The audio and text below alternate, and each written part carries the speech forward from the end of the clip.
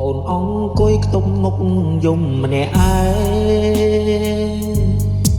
កើតទុកចំបែងតើមានរឿងអ្វីឬក៏ដោយសារសង្សារណាត់ថ្លៃទើបស្រង់ពីស័យយំដល់ថ្នាក់នឹងបើគេមិនស្មងអូនទ្រាំដល់ពេលណាហេតុម្ដេចជីវ៉ាមិនព្រមដើរចេញបងឃើញអូនយំបងឈឺទ្រូងតូមនិញអូនមិនព្រមដើរចេញទ្រាំនៅជាមួយគេបើសិនជាអាចបងសុំស្នេហ៍បានទេបងមិនធ្វើឲ្យមាសមេអូនយំទេថ្លៃ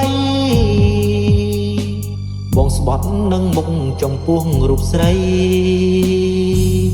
មិនឲ្យចរណៃស្រង់ទឹកភ្នែកដោយសាររូបបងបើសិនអូនព្រមអូនប្រាប់បងផងបងត្រៀមចិត្តទទួលនូនល្អងមិនឲ្យខកចិត្តបងស្រឡាញ់អូនមិនគិតពីរឿងអាឌិតឲ្យតែអូននេបនិតបងស្ម័គ្រតទួលបើសិនជាអាចបងសុំស្នេហ៍បានទេ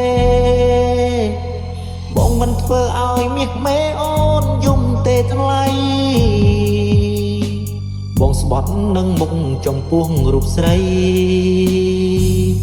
មិនឲ្យចរណៃស្រង់ទឹកភ្នែកដោយសាររូបបង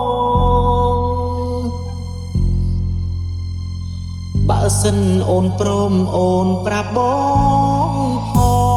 ង